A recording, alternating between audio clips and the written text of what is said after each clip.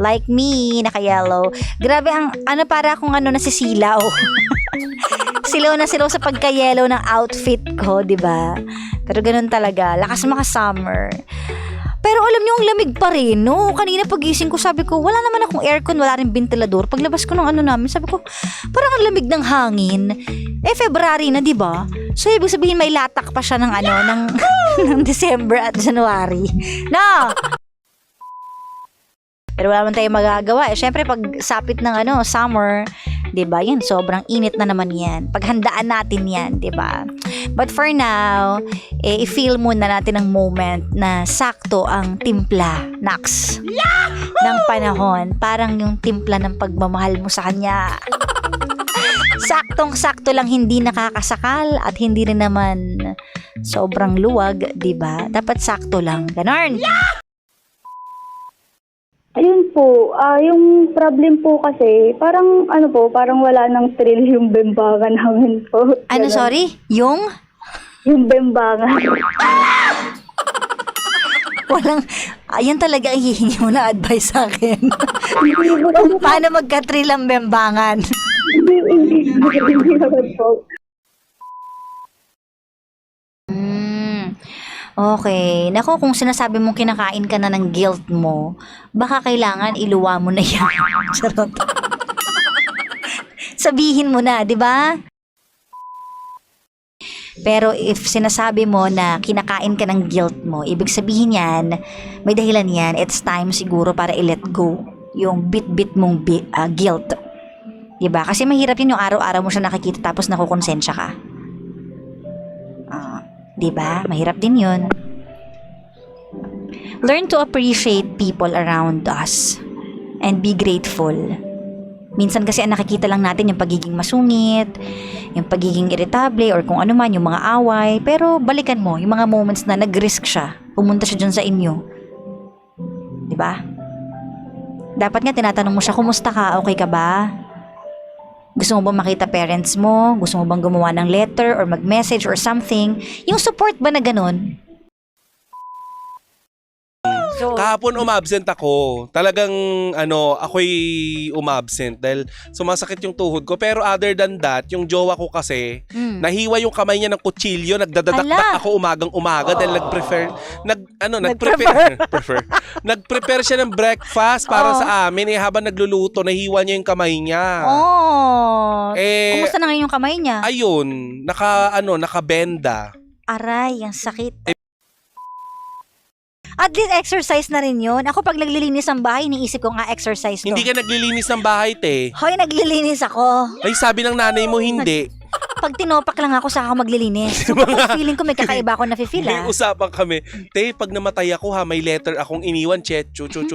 Sabi ko, ha? Saan mo nilagay yung letter? Hindi ko rin alam, te. So, paghahanapin mo ba ako? Papa-general cleaning pa ako sa bahay ninyo. Pero hindi yun yung reason ba't kami nag-away ng nanay niya dati. Di ba kasi, uso, aminin nyo to. Sige, di ba gusto ng mga nanay na sila lang yung number one sa anak nila? Sila lang yung naging, sila yung unang nakakatanggap ng ng pahabs. Di ba ikaw, kontrabidang ina ka, monster mom ka nga sa anak mo? Diba? Hindi naman. Diba? Nagsiselos lang minsan. Dito ka lang mabait on air. Ay, ang sama mo. Hindi naman. Balang araw, 'di ba? Gusto ko yung close ko naman, yung mabait din sa akin. Paano magko-close? Bakit? Mabait ako, no? Mabait nga, close pa ka. Grabe. Nilaglag ka nga. Sorry. Halimbawa, birthday ko. Tapos yung, nagselos na ako dyan. Sabi ko, buti pa yung mga classmate mo, no? Pinupost mo. Tapos ako, ang tagal bago mo i-post. Ganon. Ay, si Nagselos na ako sa David. Oo. Magbihis na po kayo, lalabas tayo, magsimba tayo, tapos manood po tayo ng sine. Kasi gusto po ni Chucho. Ni Babe, Oo, ni Babe. Tapos sabi niya, hindi, okay lang kami dito. Tapos di nanood kami ng sine, naiwan sila nung yaya. Pag uwi namin, nag-iiyak, iniiwan niya ako dito. Di ba ako, di ba baliw? Monster mom! palariga-regalo ako. Ah. 'Di ba? Dinadalhan ko siya ng cake. Yun nga yung sinabi ko sa'yo, dinalhan ko Mocha. siya ng mocha cake. Biglang naging ubi ang paborito. Tapos nung nilagay na sa rep na huli ko, kumukuha din dun sa mocha cake. Si Raulo, kinakain pa yung bulaklak sa ibabaw ng cake. Alam mo, baliw ka po talaga nanay noon. Hindi na kayo nagkabati? Nag-message siya sa akin lately. Binati niya ako ng Merry Christmas. O at least okay na kayo, di ba? Oo. Tapos Sa- kung ano na pinagsasabi mo Sinend ngayon, ko lang- langya ka. Siguro natatawa na si Nanay Violeta. Pinangalanan na kita. Give you some tips kung paano paanohin ang tomboy.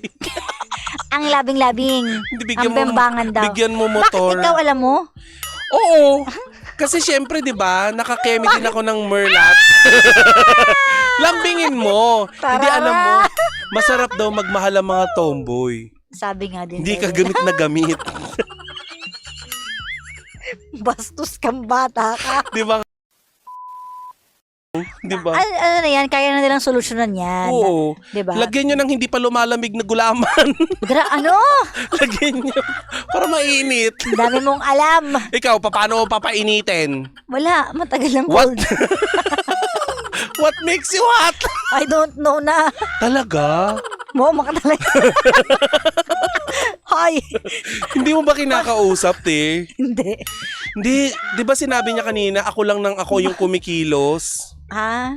Di ba pag mahal mo, okay lang naman kahit you serve? Eh siguro na gusto din nilang, ewan ko baka gusto nilang ma-feel yung moment kasi pareho silang ganun, di ba? Oh, Oo, ikaw naman, hindi yung ako na lang. Baka turtahan sila.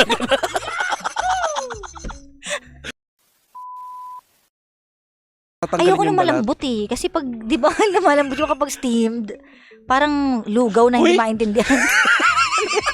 Di ba kapag inihaw mo, ganun din naman kapag tinanggal Hindi, yung pag balat? inihaw maninipis, medyo matigas-tigas. Pag kinarap-karap mo. Gusto mo na matigas sa talong. Oo naman, ayoko na malambot. Di ba? Ah! Para pag yung tortang talong, kapag pinrito, di ba may kasamang itlog yon. Ang kinakain ko lang yung itlog, hindi ko Bakit ka tumatawa? Paano kumain ng nag-iisang chicks ng radyo ng itlog? Hinihiwalay ko yung itlog sa gilid-gilid. Tapos yung torta mismo, ayaw Syempre, kasi parang pangit. Hindi mo pwedeng igit na yung itlog, te.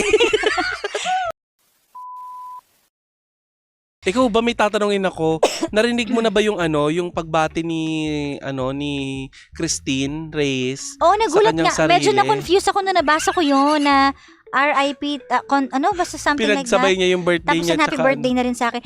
Baka wala lang sa kanya yun. Hindi, Kasi baka- minsan may ganun ako din ganun eh. Yung hindi mo naiisip yung, ay, mali pala yung inano ko. Correct. Diba? Hindi niya alam kung paano niya i-formulate. Oo. Diba? Ako kasi may pagkakurung-kurung ako minsan, di ba? Kung ano-ano Ay. pinagpo-post ko, di ba? Sandara. Di ba? Oh, but anyway. So,